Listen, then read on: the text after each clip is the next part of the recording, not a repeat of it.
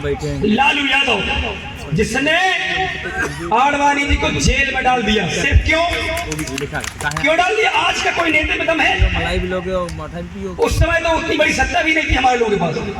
बाबा साहेब भीमराव अम्बेडकर जी के बराबर न दुनिया में कोई पढ़ा लिखा हुआ है, न मुझे लगता है होगा तो इसी पिछड़ा वर्ग में होगा, ओबीसी एसटी में होगा।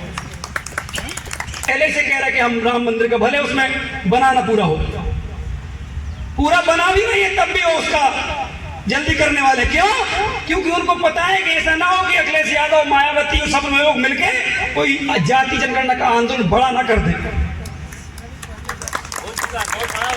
आप समझेंगे? नहीं बहुत सही है, मेरा अपना बताना है। तो जो वो चल रहा है उसके खिलाफ ये षड्यंत्र लगातार करते रहे हैं।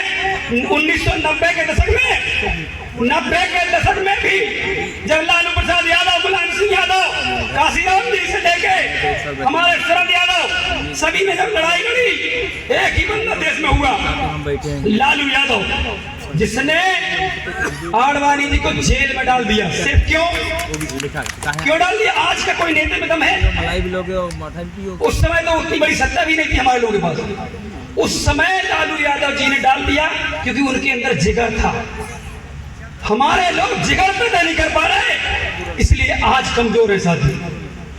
उनको इतना ज्यादा जेल में प्रताड़ित करने के बाद भी जब जेल से निकला तो वही कहा कि जाति जनगणना कराओ, नहीं तो इस बार सत्ता से जाओगे।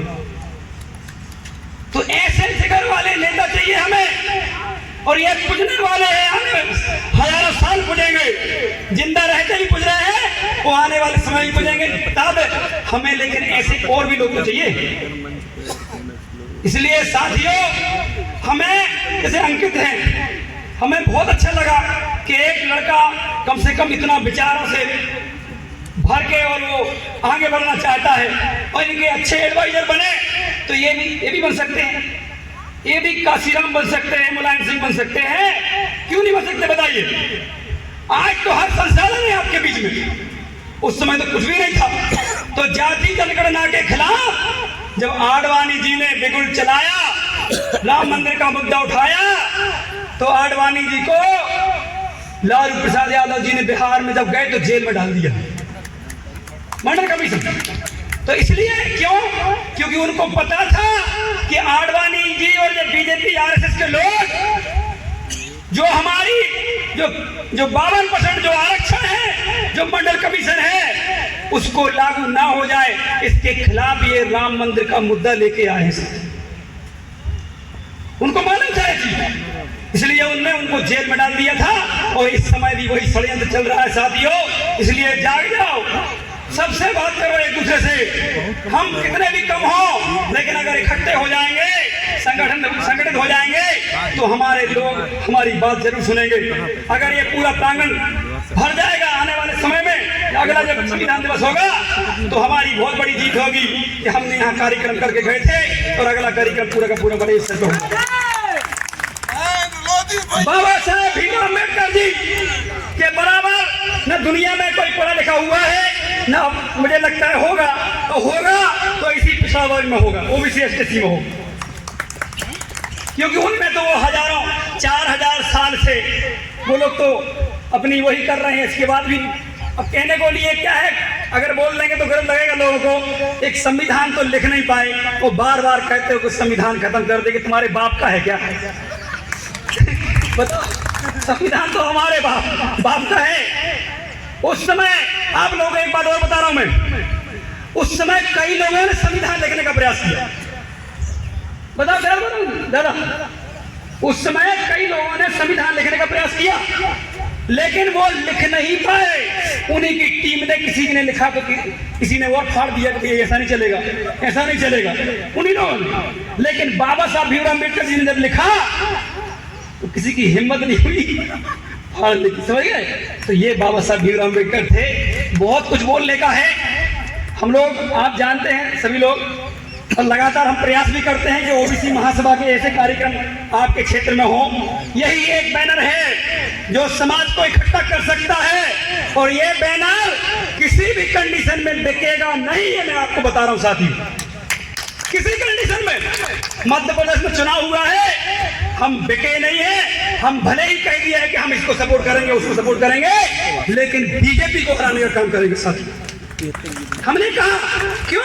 क्योंकि हमें मालूम है कि बीजेपी हमारी जनगणना नहीं कराएगी, बीजेपी प्रमोशन में आरक्षण ओबीसी को नहीं देगी, बीजेपी अन्य राज्यों में जो 27% आरक्षण कहीं कुछ दे रहे कहीं कुछ दे रहे हैं, तो संख्या के अनुपात में नहीं देगी। और इसलिए क्लियर है हमारा ओबीसी महासभा का विजन कि हम बीजेपी को आने वाले समय में हराने का काम करेंगे और हराते रहेंगे। क्यों?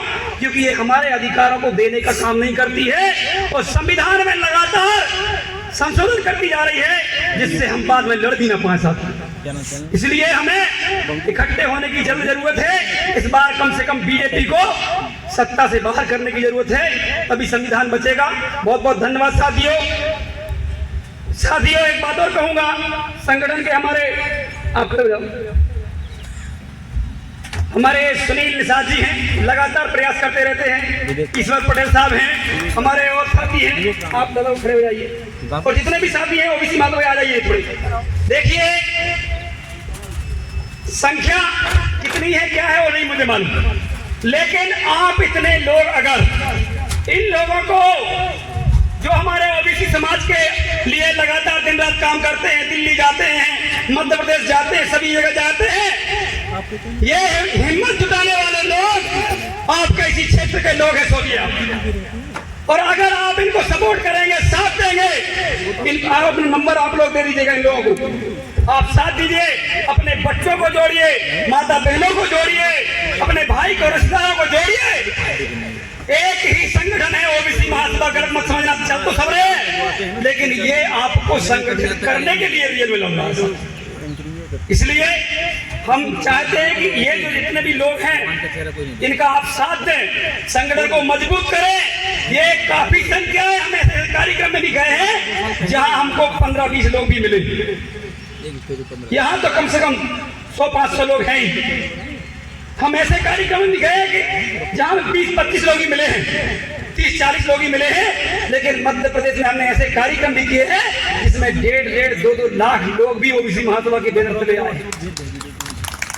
ये शुरुआत है हमारे उत्तर प्रदेश में और ओबीसी समाज को जगाने की। बहुत बहुत धन्यवाद। जय भीम, जोहार, जिंदाबाद, ओबीसी महासभा जिंदाबाद। जितनी जिसकी संख्या भारी उतनी उसकी हिस्सेदारी। जय जवान, जय किसान, जय ओबीसी, जय संविधान। हम अपना अधिकार मांगते नहीं, किसी से भीख मांगते। एक मिनट के लिए खड़े हो जाए आप, एक मिनट।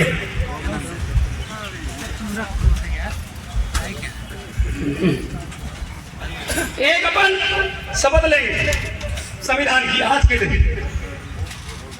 कि हम संविधान की शपथ लेते हैं, हम संविधान की शपथ लेते हैं और अनुवादी पार्टियों को वोट नहीं करेंगे